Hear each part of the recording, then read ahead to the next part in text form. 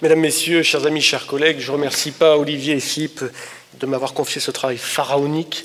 Et donc, je me suis perdu dans les méandres de PubMed pour sélectionner 5 articles. Pour la petite histoire, je vous engage à aller voir l'article du Lancet 2013. Quand vous verrez les carotides des gens d'il y a 4000 ans, ça va vous déculpabiliser de rester gaulois. Vous verrez que certains articles, j'en ai profité pour faire une petite mise au point. Pas de lien d'intérêt en rapport avec la communication du jour. Je commencerai par l'endocardite. Nous avons évidemment dans nos services le plus gros réservoir de patients à risque d'infection osselarienne, de par évidemment les valvulopathies natives, de par les prothèses valvulaires et de par les appareils pacemaker.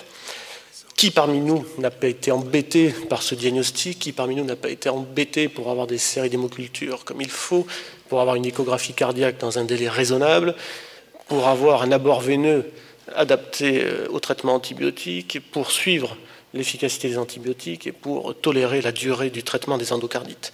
C'est donc évidemment un diagnostic difficile, au pronostic on le sait bien sévère, et puis il faut être honnête, il y a un manque de concertation qui n'aide pas du tout à améliorer tout ça. On a un manque de suivi des recommandations, donc des erreurs de prescription. C'est rare qu'on aille stimuler le chirurgien rapidement.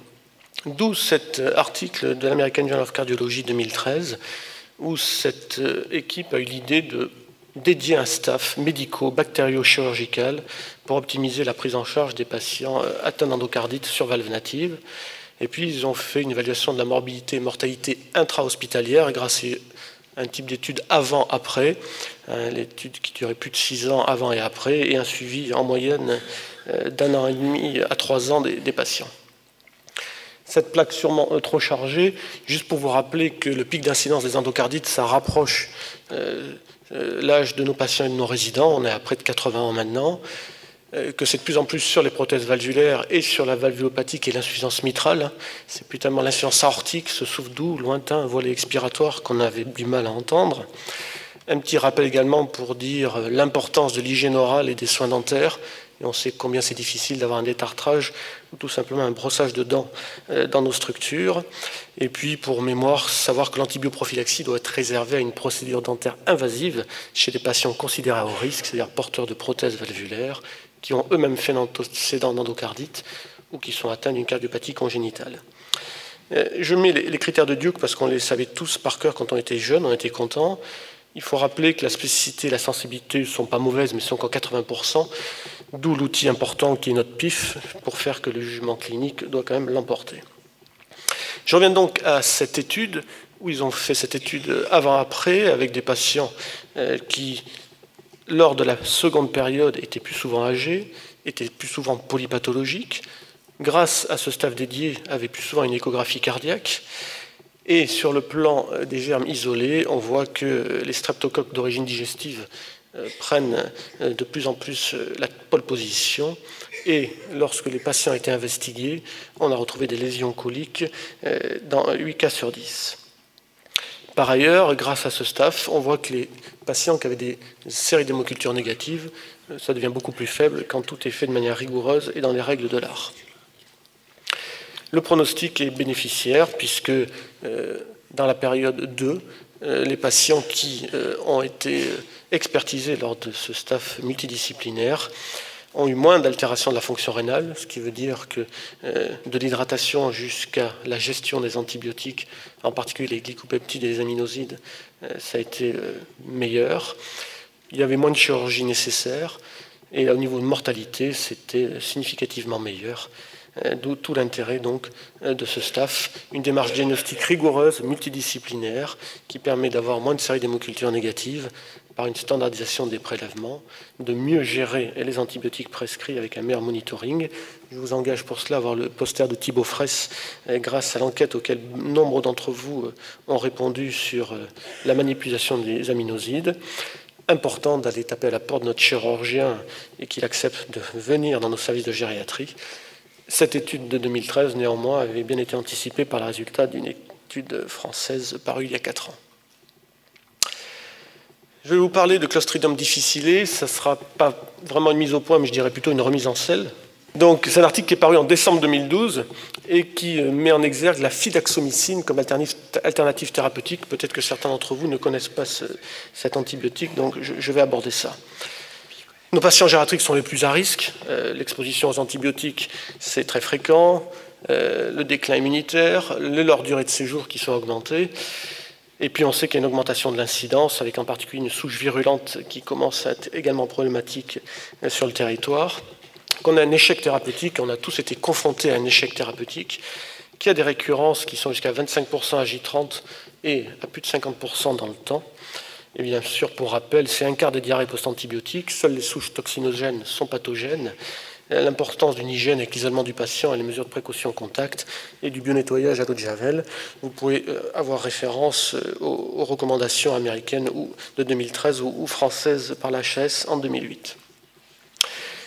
Les propositions thérapeutiques que nous avons, nous, aujourd'hui, c'est, dans l'idéal, l'arrêt du traitement antibiotique, et ce n'est pas toujours évident, c'est le métronidazole, et il faut savoir se remettre en cause lorsqu'à J5, il n'y a pas une amélioration du patient. C'est ensuite le relais par la vancomycine orale,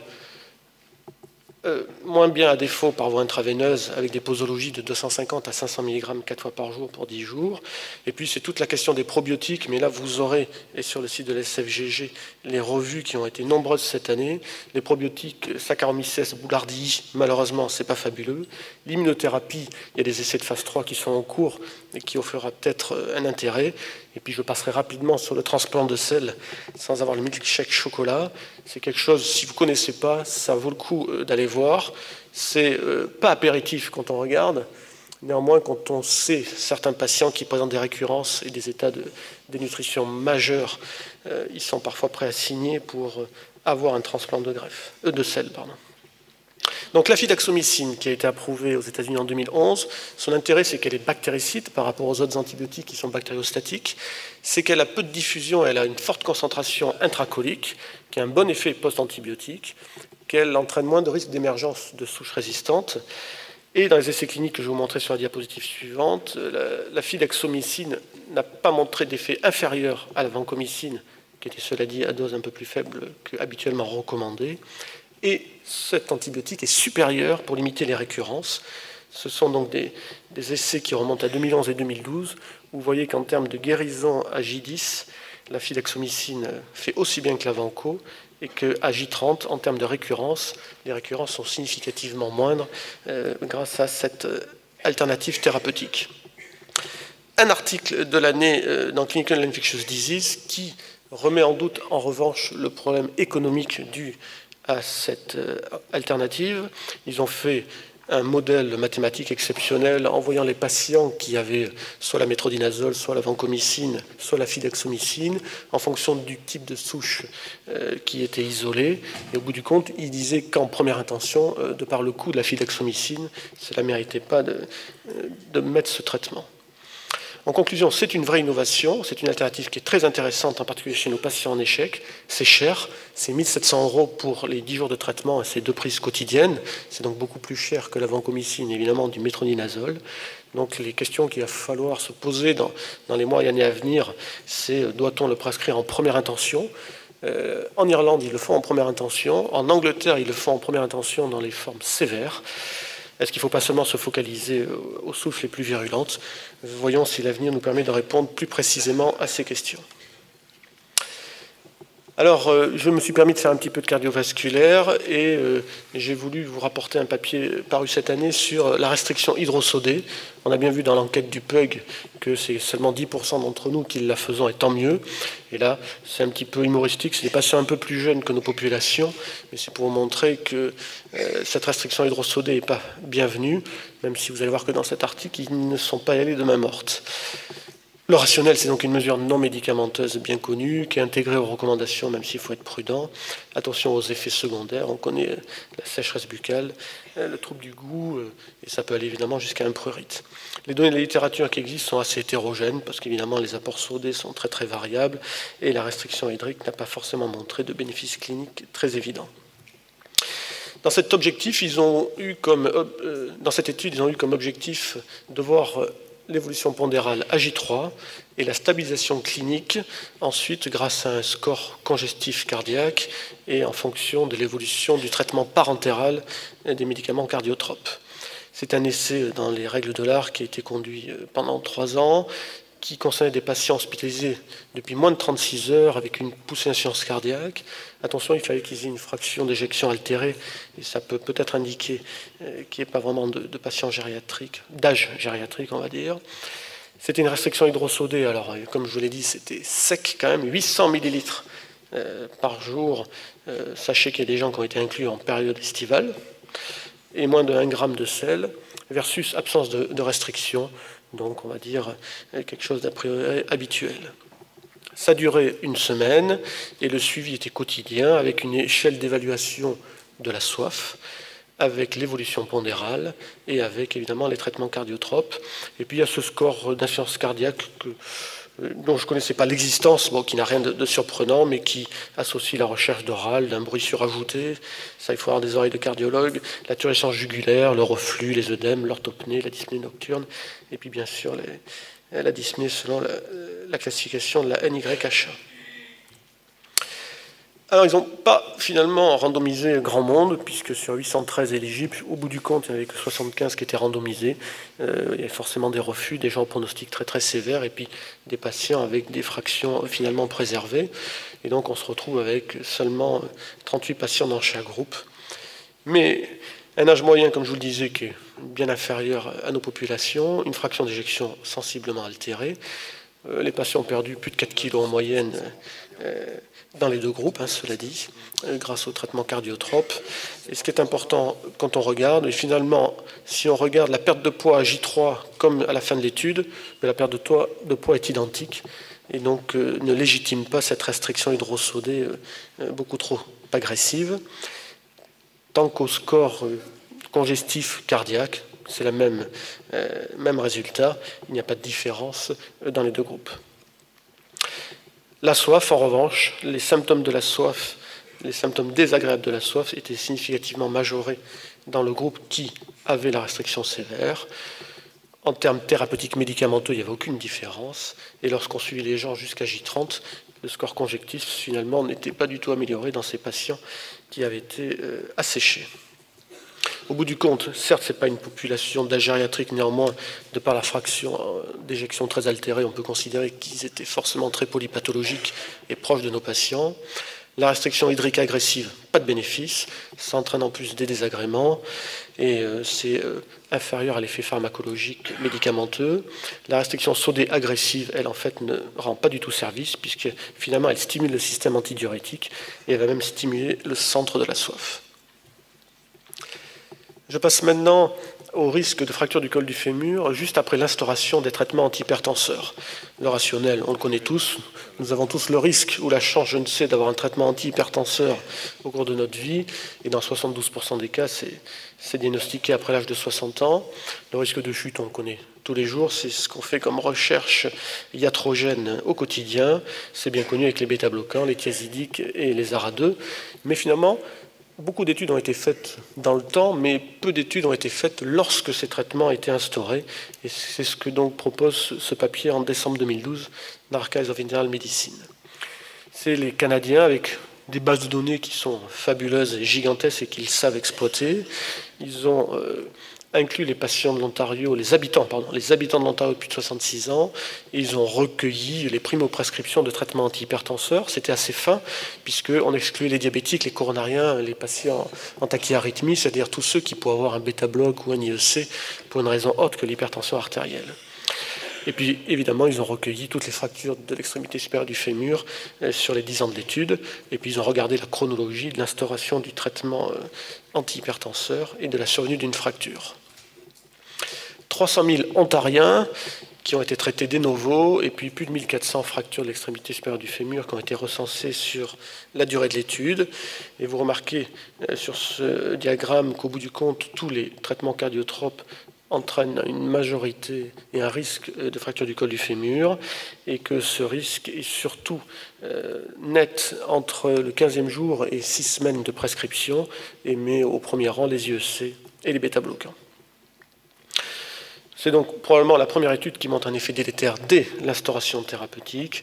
Nous, on a évidemment notre vigilance bien connue avant tout accident, mais je pense qu'il est notre devoir de rechercher systématiquement l'hypotension orthostatique, même en dehors de toute chute, de tout malaise, chez tous nos patients, que ce soit en ambulatoire ou en fin d'hospitalisation pour prévenir et limiter les frais. Une autre étude maintenant sur la dysphagie. La dysphagie, on connaît tous ce problème chez nos patients hospitalisés. On sait tous très bien la relier à la pneumopathie d'inhalation, mais ce papier va montrer que la dysphagie est également responsable des pneumopathies toutes causes. Et là, je tiens juste à avoir un petit clin d'œil d'empathie pour nos aides-soignantes. Qui n'a pas vu une aide-soignante culpabilisée et stressée lorsqu'un patient a fait une fausse route après avoir pris la cuillère qu'elle lui a portée pour qu'il puisse se nourrir. Le rationnel, on sait bien ça que les pathologies infectieuses dans les pneumopathies sont très prévalentes dans les populations gériatriques, d'autant plus qu'on est en structure, que la presbyphagie, c'est notre quotidien de par les pathologies neurodégénératives. Et donc, au bout du compte, cette dysphagie ne doit pas être seulement considérée pour les pneumopathies d'inhalation, mais probablement pour l'ensemble des pneumopathies, et donc les pneumopathies communautaires, puisqu'on sait que l'inhalation peut donner 5 à 15% de ces pneumopathies, et que si on regarde nos patients avec pneumopathie, on trouve une dysphagie dans plus de la moitié d'entre eux. Juste des petits rappels, on va dire, généraux sur l'inhalation et les sujets âgés. C'est bien sûr favorisé par la déglutition ralentie, avec sur le plan anatomique le problème de la fermeture du vestibule laryngé et de l'ouverture du sphincter de l'œsophage concomitante. C'est l'altération du réflexe glottique. Et puis, plusieurs types de pneumopathie d'inhalation qui existent. Mendelssohn avait décrit en 1946 l'inhalation d'origine gastrique. L'origine oropharyngée, on la connaît bien. Et on sait que la sévérité va dépendre évidemment du type de colonisation de l'oropharynx, de l'importance du volume inhalé, de l'immunodépression du sujet et de la fréquence de ces inhalations. Et sachez qu'en prenant de l'âge, la moitié d'entre nous inhale lors de notre sommeil et que la difficulté, c'est lorsqu'on n'a pas le réflexe de tout et qu'on n'a pas les qualités de défense locale et immunitaire suffisantes pour éviter la pneumopathie. Donc dans cette étude, l'objectif c'était de voir un lien entre la dysphagie et la réadmission pour une pneumopathie. C'est une étude observationnelle prospective sur 9 ans, des patients de plus de 70 ans, qui avaient tous une évaluation gériatrique standardisée à l'admission, qui avaient tous un test de déglutition avec des volumes différents, et on devait noter s'il y avait un réflexe de tout, si la voix était humidifiée, s'il y avait une désaturation. Et puis bien sûr, l'inhalation était diagnostiquée lorsqu'il y avait perte de conscience, ou qu'on était vraiment en direct avec la fausse route, ou qu'il y avait un infiltrat radiographique spécifique. Là, je montre ce résultat radiographique. C'est vrai qu'on ne va pas forcément à la radiographie de par l'éloignement de certaines structures des plateaux techniques ou parce que à l'auscultation, il est clair qu'il y a une inhalation avec pneumopathie, mais sur la radiographie, on aurait surtout une atteinte des segments postérieurs du lobe supérieur ou des segments proximaux du lobe inférieur droit, comme cette revue récente le montre. Au total, c'est 2300 patients qui ont été screenés, c'est plus de 1000 qui, de par les tests ont été diagnostiqués avec une dysphagie qui a été authentifiée, des patients de 85 ans de moyenne d'âge. Ils ont été suivis pendant 2 ans. Et lorsqu'on fait ce suivi, il y a eu 186 d'entre eux qui ont été réadmis pour pneumopathie, la plupart en majorité pour une pneumopathie d'inhalation, mais un quart des réhospitalisations, c'était pour une pneumopathie générale. Et donc là, ces diagrammes vous montrent effectivement qu'il y a un risque majeur de réhospitalisation pour pneumopathie d'inhalation lorsque la dysphagie avait été authentifiée, mais que pour pneumopathie de toute cause, la dysphagie est également un facteur de risque qui dépasse certains autres critères comme le syndrome démentiel, comme le fait d'être mal nourri ou d'être âgé. Évidemment, le suivi au long terme montre une survie altérée chez ces patients qui ont une dysphagie. Sur le plan antibiotique, juste un petit focus pour vous dire que lorsqu'on diagnostique cette pneumopathie d'inhalation, on doit forcément cibler les germes les plus fréquents au niveau oropharynx, le pneumocoque, l'hémophilus influenzae et d'autres.